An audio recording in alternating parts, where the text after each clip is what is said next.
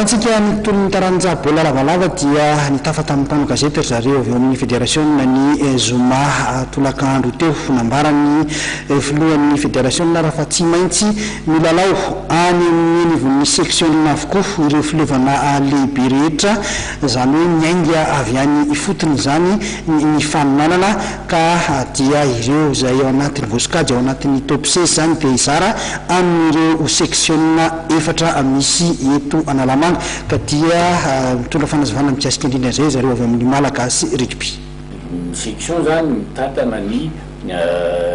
interclub dia ny liga mitatana ny intersection dia ny fédération mitatana ny interligue bita kelikely angambany amin'ny fanazavana tena ifotony mihitsy zany raha ohatra ka terme technique sy ny lalao jerena zany misy zany ny championnat eo nivon'ny section zay ny club no manao azy io championnat io zany miakatra ndray amin'ny dingana manaraka eo amin'ny ligue dia misy ireo champion amin'ny section zany no miakatra eo amin'ny ligue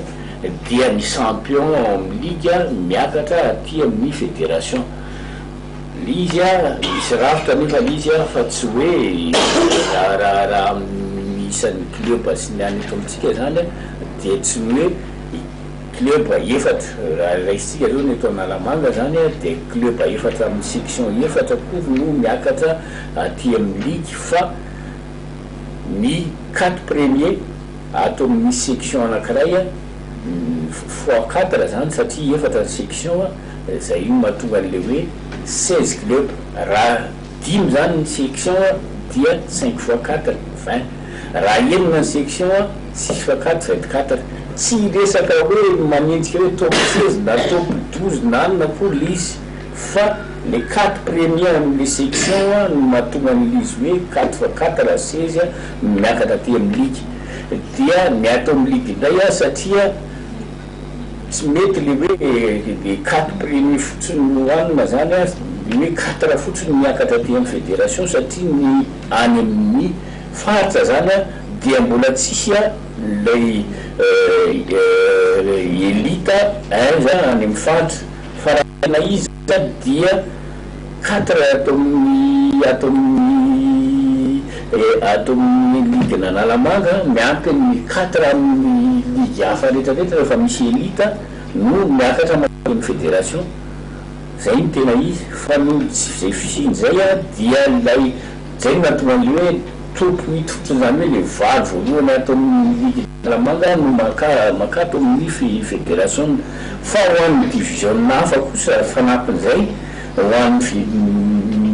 interligue zany dia misy solitena daholo ny ligue rehetrarehetra manerana nosy zany manomboka amin'ny elita teo zany dia misy champion rehetrarehetra miakatra aty amin'ny championnat ny fédération ny deuxième division ohatran'izay ny junior ohatran'izay zay zany rafitra ny fety ambaratonga ny resaka teknika ny resaka championnat eo anivon'ny Malagasy rugby izay rafitra zay dia nalaina avy amin'ny rafitra napetraky ny world rugby sy ny rugby Afrique tsisy hoe avy amina olona fa principe règlement io zany tsy maintsy arahany tsy maintsy arahany ratsa maraiky rehetrarehetra na miainga avy any amin'ny world rugby Afrique Malagasy rugby ratsa maraiky ataonao anivon'ny Malagasy rugby ny ligue ny section ny club tsy maintsy manaraka an'izay rafitra teknika zay ny antony averiko zay ny antony manoloana an'ilay restructuration